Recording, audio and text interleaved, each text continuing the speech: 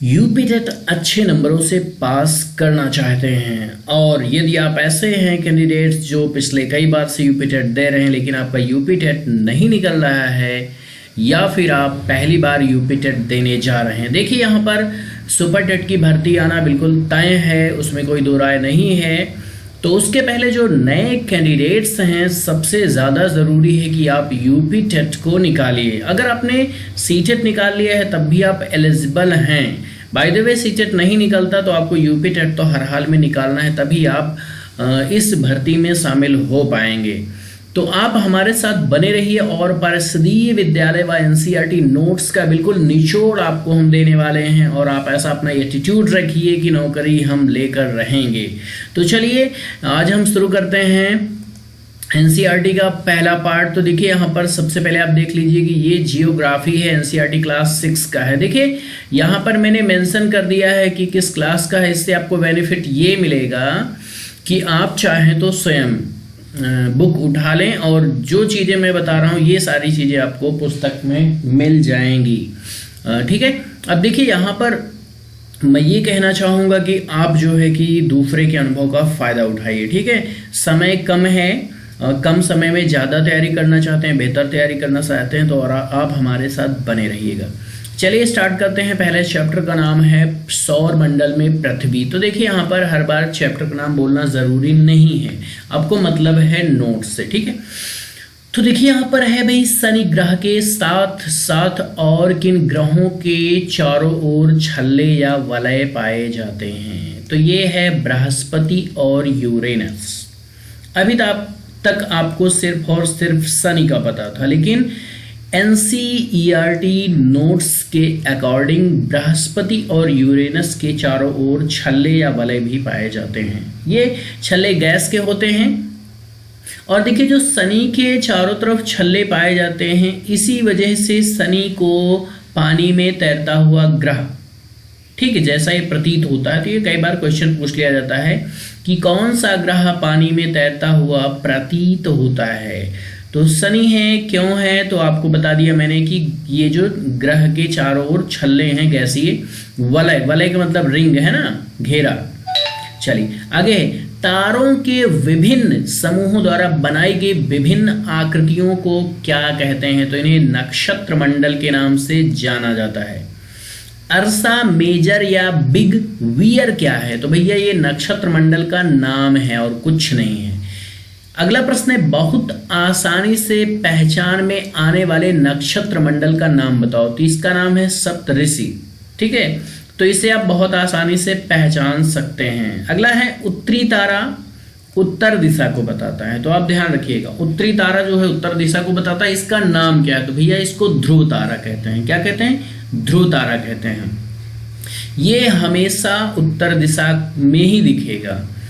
अगला प्रश्न है, ग्रह जिसे अंग्रेजी में प्लेनेट कहते हैं, ग्रीक भाषा के किस शब्द से बना है। तो प्लेनेटाई से बना है। अब यहां पर देख लेते हैं सूर्य से दूरी के क्रम में ग्रहों को याद करने की ट्रिक। तो भैया ग्रहों को याद करने की ट्रिक चलिए हम देख लेते हैं, बहुत जबरदस्त है। तो यहां पर ट्रिक मैंने बनाई है बस पम पति शनि आवा। ठीक है, तो इतना याद रखना, बस क्या है, बस पम पति शनि आवा। सबसे पहले क्या देखा आपने, बस, कोई एक आपने बस देखी। ठीक है, तो पम, ठीक है, बस में पम, पाम कह लो या पम कह लो, कोई फर्क नहीं पड़ता। फिर बस पम के बाद देखिए लग रहा है कि थोड़ा सा अजीब है, लेकिन मेरे दोस्त यकीन मानिए कि आप भूलेंगे ही नहीं। ठीक है, चलिए बस पम पति, देखिए पति फिर पति के बाद शनि, आपके पति का नाम शनि है तो आपने कहा पति शनि आवा।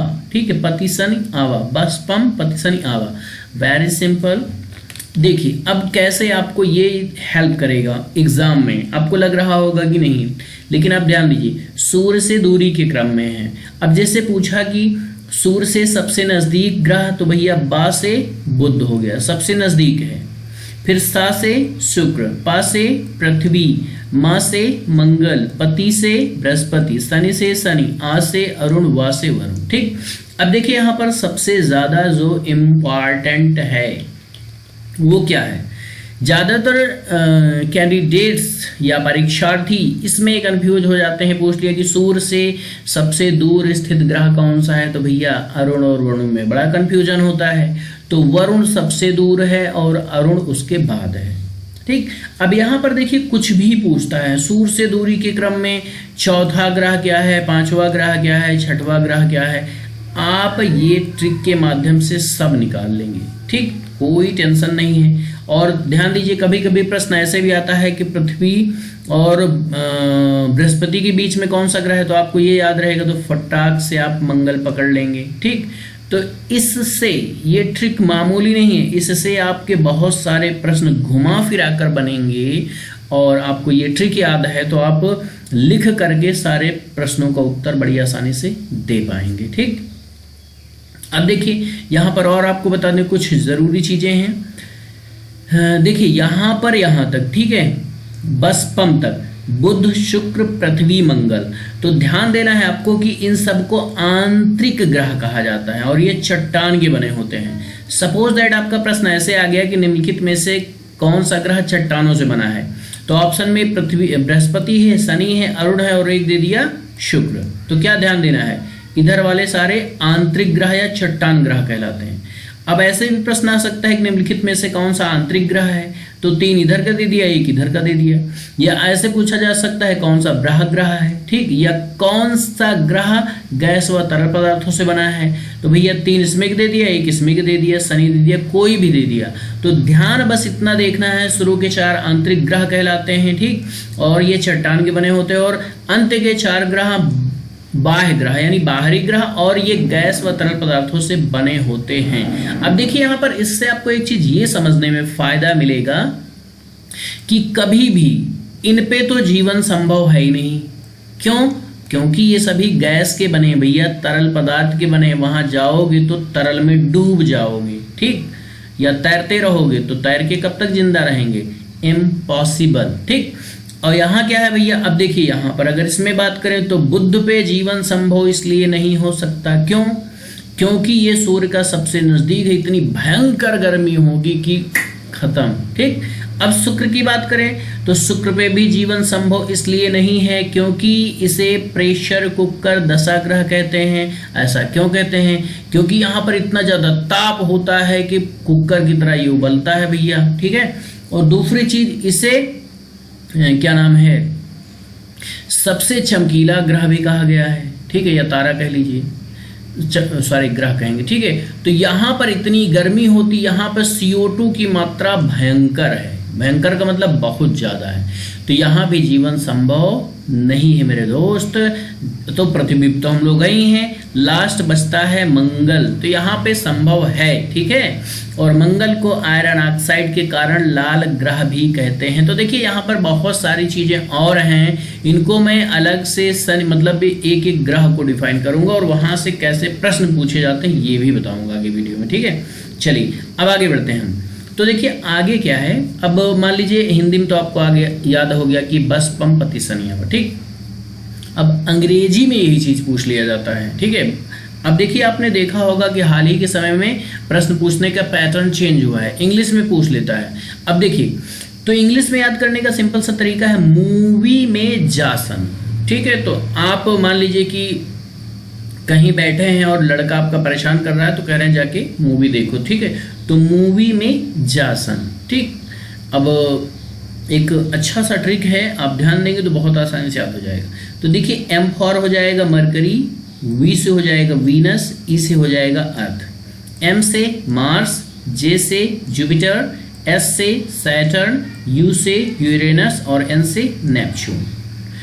बहुत ही आसान तरीके से आपको याद हो गया, ठीक। अब देखिए इसका चाहे तो स्क्रीनशॉट ले लीजिएगा, आपकी मर्जी है। अब देखिए यहाँ पर सबसे जरूरी जो है मैं बता दूं कि सबसे ज्यादा बिगेस्ट कंफ्यूजन यहाँ होती है। कहाँ होती है? यहाँ होती है यूरेनस और नेपच्यून में। ससुरा किसको हम अरुण कहते हैं और किसको हम वरुण कहते हैं, सबसे बड़ी प्रॉब्लम तो यहाँ हो जाती है। तो ध्यान दो मेरे दोस्त, मैंने बताया था बस पम पति शनि आवा आवा। तो ये देखिए भैया, आ से अरुण और वा से वरुण। तो अरुण पहले आएगा तो क्या हो गया, यूरेनस आपका हो गया अरुण, नेपच्यून हो गया आपका वरुण। तो मूवी में जासन सन SUN याद रहेगा, तो आप यहां से रिलेट करके फटाक से पकड़ लेंगे, गलती के सारे चांसेस बंद हो गए। अब देखिए यहाँ पे थोड़ा सा मैं बता दूं, वैसे यहाँ से भी प्रश्न पूछे जाते हैं। तो ये ग्रह हैं, ये घूर्णन काल है, ये परिक्रमण काल है, और इनके उपग्रह कितने हैं। उपग्रह को ही चांद कहा जाता है। तो देखिए भैया, बुध का घूर्णन काल है 59 डेज और परिक्रमण काल है 88 डेज, ठीक है। और इसके उपग्रह की संख्या 0 है। देखिए क्वेश्चन ऐसा भी आता है कि कौन से ऐसे 2 ग्रह हैं जिनके कोई उपग्रह नहीं है, तो बुध और शुक्र है। शुक्र का घूर्णन काल है 243 और परिक्रमण काल है 255 दिन, इसके विग्रह 0 है। अब एक चीज जो मैं आपको बता दूं कि घूर्णन काल क्या होता है, जब स्वयं का चक्कर लगाओ, आप खुद घूमो लट्टू की तरह, तो क्या कर रहे हैं, घूर्णन कर रहे हैं। आप किसी को घूमो तो वो हो गया परिक्रमण काल। तो ये सब जो सूर्य को चक्कर लगाने में समय लगता है वो है। पृथ्वी का घूर्णन काल 1 दिन है यानी 24 घंटे का है, और परिक्रमण काल सूर्य की परिक्रमा का 365 है, ये सभी को पता है। एक उपग्रह है जिसे हम चांद कहते हैं। मंगल का भी एक ही दिन है, लेकिन इसका परिक्रमण काल 687 दिन है, ठीक है। और इसके उपग्रह की संख्या 2 है, ठीक। बृहस्पति का 9 घंटे 56 मिनट है, 11.11 वर्ष लगते हैं, लगभग 12 वर्ष कह लीजिए। इसके उपग्रह 53 है। शनि का 10 घंटा 40 मिनट 29 वर्ष 5 महीना 53। यूरेनस 17 घंटा 14 मिनट 84 वर्ष 27 उपग्रह।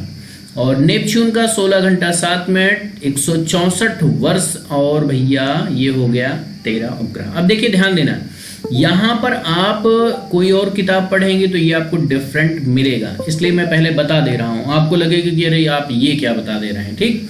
तो मेरे दोस्त, ये NCERT नोट्स से मैंने बनाया है, जैसा कि बता दिया है, और ये अपडेट होता है तो कुछ आपको देखना है अपडेटेड। तो ये स्रोत मैंने लिख दिया है कि ये वेबसाइट का नाम लिखा था पुस्तक में, ठीक है। तो ये मैंने डाल दिया है, आप यहाँ पर जा करके इन चीज़ों में कुछ परिवर्तन होता है तो देख सकते हैं, ऑथेंटिक है, ठीक है। चलिए अब यहाँ पर आपको बता दें कि प्रश्न और कैसे बन जाते हैं। तो एक प्रश्न आपका ये बन जाता है कि भैया क्या है, सूर्य की परिक्रमा में सबसे कम समय किसको लगता है। तो आप देख सकते हैं बुध को लगता है, और सबसे अधिक समय किसको लगता है, नेपच्यून को लगता है, ठीक है, यानी वरुण को लगता है, ठीक। चलिए आगे बढ़ते हैं। अगला प्रश्न है, पौराणिक रोमन कहानियों में सूर्य को क्या कहा जाता था, सोल कहा जाता था। अंग्रेजी शब्द जियोग्राफी किस भाषा से लिया गया है, तो ग्रीक से लिया गया है। यह 2 शब्दों से मिलकर बना है, जियो प्लस ग्राफिया। तो जी का मतलब होता है भैया पृथ्वी, और ग्राफिया का मतलब लिखना। अब देखिए यहाँ पर जियो, अब देखिए जियो में जोड़ा जाए लॉजिया तो भैया बन जाएगा पृथ्वी का अध्ययन, फिर जियोमेट्री पृथ्वी का मापन, जियो आइड पृथ्वी के आकार के अनुरूप। आर्यभट्ट प्राचीन भारत के क्या थे, तो भैया ये खगोल शास्त्री थे। सौर परिवार का मुखिया कौन होता है, सूर्य होता है। सौर मंडल के लिए प्रकाश एवं ऊष्मा का एकमात्र स्रोत क्या है, सूर्य है। पृथ्वी से लगभग कितना दूर है, तो भैया ये 15 करोड़ किलोमीटर दूर है। कौन, सूर्य पृथ्वी से 15 करोड़ किलोमीटर दूर है। सभी ग्रह सूर्य के चारों ओर किस प्रकार के पथ पर चक्कर लगाते हैं, तो दीर्घ वृत्ताकार। ध्यान दीजिएगा, ये भी बहुत इंपॉर्टेंट प्रश्न है, किस प्रकार के पथ पर, तो दीर्घ वृत्ताकार। तो दीर्घ का मतलब बड़ा हो गया, वृत्ताकार मतलब वृत्त के आकार में, ठीक। आकार एवं आकृति के लगभग समान होने के कारण किस ग्रह को पृथ्वी का जुड़वा ग्रह कहा जाता है, तो शुक्र को कहा जाता है। शुक्र को अंग्रेजी में वीनस कहते हैं, पृथ्वी की जुड़वा बहन, ठीक है, ध्यान देना।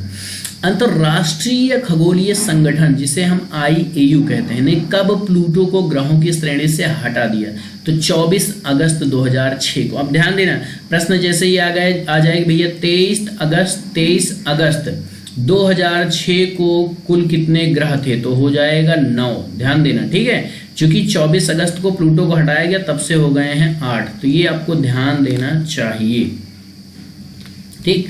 आगे है खगोलीय पिंड 2003, UB 313 तथा सिरस तथा प्लूटो क्या है भैया, तो ये बौने ग्रह की श्रेणी में है। पृथ्वी को ध्रुवों के पास थोड़ी चपटी होने के कारण इसके आकार को क्या कहा जाता है, भू आभ कहा जाता है, जिसका मतलब होता है पृथ्वी के समान आकार। अंतरिक्ष से देखने पर पृथ्वी नीली क्यों दिखती है, क्योंकि इसके 2/3 सतह पानी से ढके हैं। प्रकाश की गति लगभग कितनी है? तो 3 लाख किलोमीटर प्रति सेकंड है। सूर्य के प्रकाश को पृथ्वी तक पहुंचने में लगभग कितना समय लगता है? 8 मिनट 16 सेकंड। बहुत ही महत्वपूर्ण प्रश्न है ये, ठीक है, 8 मिनट 16 सेकंड। चंद्रमा का व्यास पृथ्वी के व्यास का लगभग कितना है? तो 1/4 है। अगला है 21 जुलाई 1969 को सबसे पहले चंद्रमा की सतह पर कदम किसने रखा था? नील आर्मस्ट्रॉन्ग ने रखा था सबसे पहले भैया, नील आर्मस्ट्रॉन्ग। कब? 21 जुलाई 1969। अंतरिक्ष में उपस्थित कुछ भारतीय उपग्रह, तो इनसेट, IRS, एडुसैट, ये हैं आपके अंतरिक्ष में उपस्थित भारतीय उपग्रह। पृथ्वी से चंद्रमा का सदैव एक ही भाग दिखता है, क्यों? क्योंकि चंद्रमा का घूर्णन और परिक्रमण काल लगभग 27 दिन दोनों बराबर है। क्षुद्र ग्रह किन ग्रहों के बीच पाए जाते हैं? तो मंगल और बृहस्पति के पाए जाते हैं। ये चीज मैं बताना भूल गया था ऊपर, ठीक है, आगे ये चीजें मिलेंगी आपको, इसलिए वहां नहीं बताया था मैंने। ये तो ध्यान देना ये भी मेरे दोस्त कि मंगल और बृहस्पति के बीच क्षुद्र ग्रह पाए जाते हैं, ये भी इंपॉर्टेंट है। हमारा सौर मंडल किसका एक भाग है? तो आकाश गंगा का, जिसे मिल्की वे भी कहा जाता है। सूर्य के चारों ओर चक्कर लगाने वाले पत्थरों के छोटे छोटे टुकड़ों को क्या कहा जाता है? तो इन्हें उल्का पिंड के नाम से जाना जाता है। कौन से 2 ग्रह दक्षिणावर्त, देखिए अब ध्यान देना यहाँ पर बहुत ही इंपॉर्टेंट है, दक्षिणावर्त में बहुत कंफ्यूजन होती है, तो इसे हम क्लॉकवाइज कहते हैं, ठीक। दक्षिणावर्त दिशा में घूमते हैं तो शुक्र और यूरेनस। अब यूरेनस को क्या कहते हैं हिंदी में? आपको कंफ्यूजन हो रही है ना, तो आप मेरी हिंदी वाली ट्रिक याद रखिए, ठीक है, बसपम पति शनि आवा, ठीक है, और इधर सन याद रखिए, बस आप इसको कभी कंफ्यूज नहीं होंगे, ठीक है। और यहाँ पे मैंने यूरेनस शुक्र को हिंदी में लिखा, यूरेनस को अंग्रेजी में, सिर्फ इसीलिए लिखा कि आपके दिमाग में आए कि भैया यूरेनस का हिंदी नाम है क्या, ठीक है। चलिए अब देखिए यहाँ पर ये पहला चैप्टर आपका कंप्लीट हो गया है। तो चूंकि वीडियो लंबा हो रहा है, हो सकता है कुछ लोगों को मतलब ऊब लगे कि नहीं ज़्यादा लंबा है, तो यहीं पे इस पार्ट को समाप्त करते हैं। नेक्स्ट पार्ट में आप हमारे साथ बने रहिएगा, ठीक है। ऐसे ही प्रश्नों को आपको मैं हल कराऊंगा, जिससे आपकी तैयारी बेहतर हो सकेगी और आप अपने दोस्तों के साथ शेयर करिएगा, ठीक, ज़्यादा से ज़्यादा। मिलेंगे नेक्स्ट वीडियो में। Thank you so much.